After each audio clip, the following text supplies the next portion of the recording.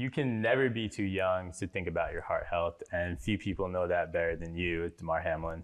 Almost had lost my life, chasing my dream of playing the NFL. It was way back on January 2nd, 2023. On the field, in the middle of the game, just went for a regular tackle against the Cincinnati Bengals, and you collapsed due to an episode of commotio cordis, which could have been fatal. This game has been brought to a halt as they now lift Damar Hamlin onto a stretcher, as it appears they're finally going to be able to get him into the ambulance and off the field. When you came to in the hospital, you basically asked the doctor, did you win the game? And the doctor replies, yes, you won the game of life. Does that statement mean something different to you now than it did at the time? And in that moment, me asking him, did we win? From my perspective, it was just as a competitor. But, from his perspective, it was way bigger. It was the true meaning of life. You won the game of life. I'm on borrowed time and I'm here for a reason. And, I just want to use all the time that I have left to leave behind a legacy and impact as many people as I can. You're into your third season now. Third season since, yeah. Yeah. It's the third season since. What's your mentality? One, trying to get back on the field, and then two, when you finally get into a game again? I first and foremost, I sat with my family, I made the decision. I appreciate them because they were extremely supportive. My mom was like, son, whatever you want to do, I'm 100% behind you.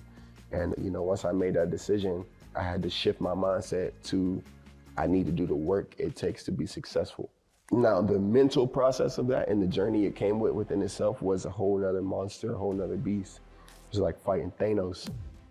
I was walking a journey that wasn't necessarily ever traveled throughout the league. Nobody ever been through what I've been through. The biggest emotion was the fear, anxiety, doubt. I had to reprogram myself from square zero, teaching myself how to walk again, teaching myself how to trust. But I would say I was able to see people who all were, going through their own injury, dealing with their own trauma, and developing a process to get better. In my own words, I like to say I walked it down. I walked it down. Lawrence on the move, launching down the middle, intercepted. Overthrew the man and Damar Hamlin. Once you got back on the field and when you started looking for ways to get involved in the heart discussion, how did you kind of choose CPR and AED clinics as the path? I honestly didn't choose it. It chose me. It was just that I continued to carry on the mission of, growing through what I go through. And, to be able to have my life saved by my trainer, performing CPR and, people bringing an AED and just having everybody that played a part involved in saving my life. This was kind of my way of just paying the blessings back forward and continuing to try to create those moments in other places where this situation happens. If you could take out 20 to 30 minutes of your day to be able to learn how to save your son's life, your daughter's life, your mom's life, your grandma's life, someone around you who you love that may have a health scare. Heart health doesn't have eyes. So, to be able to save someone you love, I truly think it's worth it.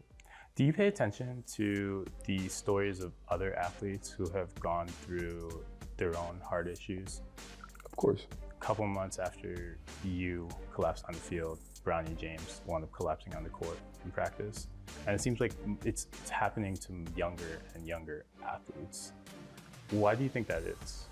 Sudden cardiac arrest is the leading cause of death in youth sports. Mm-hmm. So, the numbers are already there. Mm-hmm. I don't know why it is that's the leading cause of death, but I know that there's a problem and it needs fixed, and I know the work that I'm doing is truly helping solve that problem. With every single tackle you've made since then, every single game you played, every single quarter you've played, every single play you've been out there, do you think you increasingly have regained the trust you have just in your body and your heart that you're going to be okay? I'm starting to.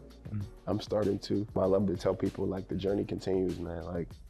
Whenever I meet someone who tells me about the great work I do or just how inspired they are, I love to tell people I'm just getting started because I'm on a chase forever. Success is not a landing point. It's a way of life. Doing the right things, leaving great impact behind, and truly just chasing legacy. One of the interesting things when I did the Damar Hamlin video when I was up there with him, I guess I didn't realize for him, he actually said doing that video that you guys all watched was really therapeutic for him, because I guess it's only been 2 years since he went through that, and he was so young, and he's still kind of dealing with it. The crazy thing is he's not the only young, supposedly healthy athlete to deal with heart issues. I want to say a year ago or 2 years ago, Bronny James, LeBron's son, also on the cover of Men's Health a couple months ago, also collapsed due to a heart issue. And I'm curious, Dr. Peterson, are you seeing just more young, healthy, they think they're bulletproof men with heart issues? I mean, yeah, so I think, first of all, thank you for inviting me. It's a great forum.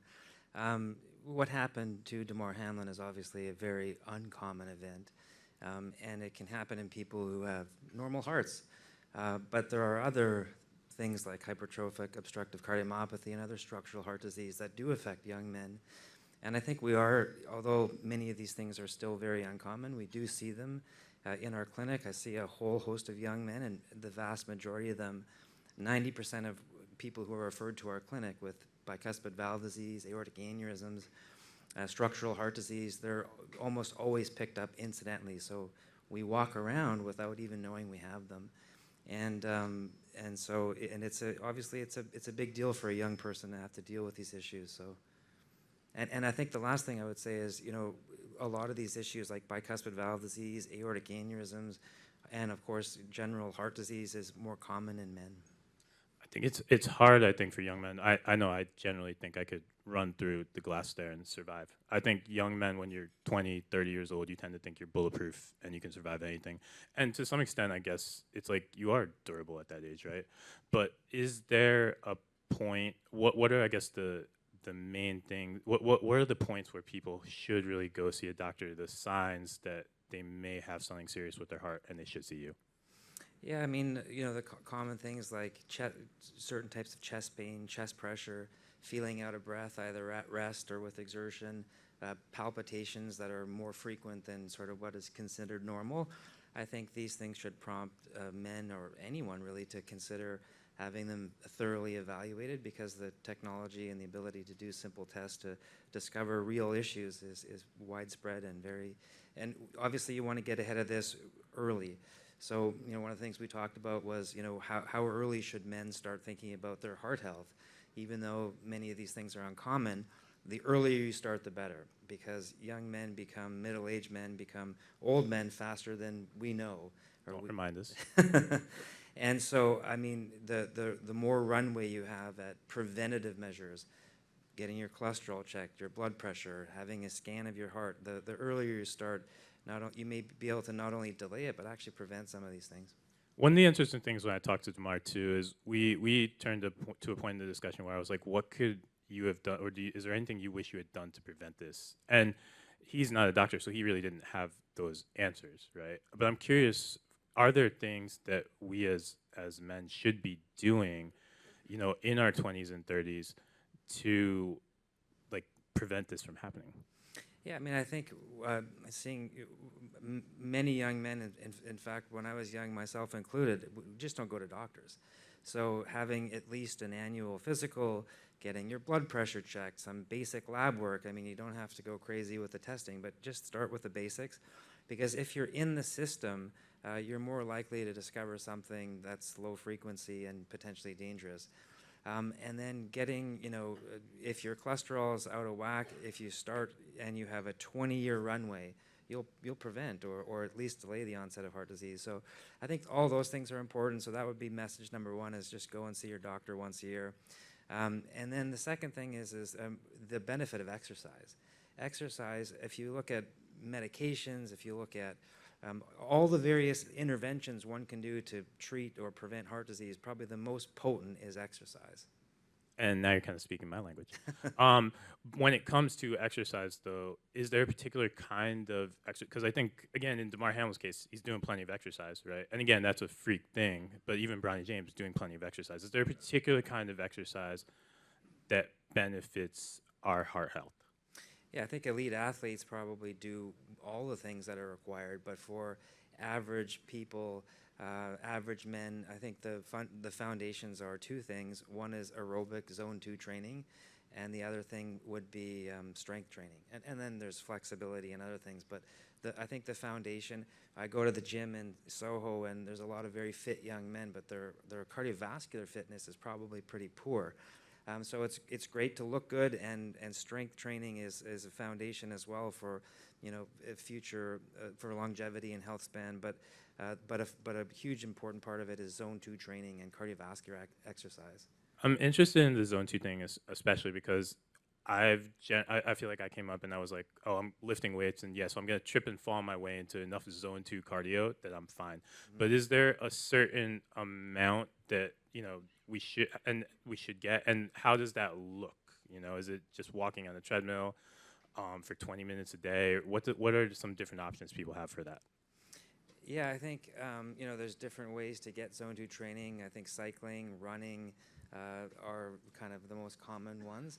And there's different ways to define it, but I think probably the easiest is rate of perceived exertion. So if you can run on a treadmill or a cycle on a bike, and it can't feel too easy. It has to feel hard enough where you're sweating, but you can still carry on a conversation with somebody next to you at a reasonable pace. If you're doing it more than that, you're probably now producing more lactate than you're clearing, so you're moving out of zone 2. And in terms of the frequency, I think that's debatable, but 30 to 45 minutes, 3-5 times a week. I mean, probably the more the better, but recognizing people are busy and it's hard to get, to do weight training and to work and do all the things in your life, and as well do aerobic activity, but at least 3 or 4 times a week. One thing you said when we were having the conversation, I believe yesterday in prepping for this, was also like some HIIT in there. There is some value to getting your heart rate up a little bit too.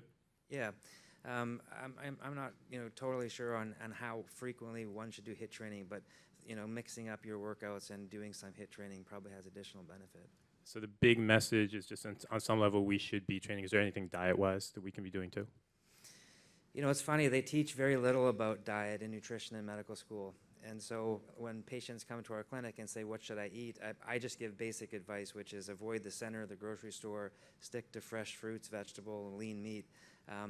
But the truth is if you want specific dietary advice, probably should see an expert, a dietitian. Got it. So basically, everybody, we should have done this entire thing on treadmills and walking. Yeah, but thank you, doctor. Yeah, thanks very much.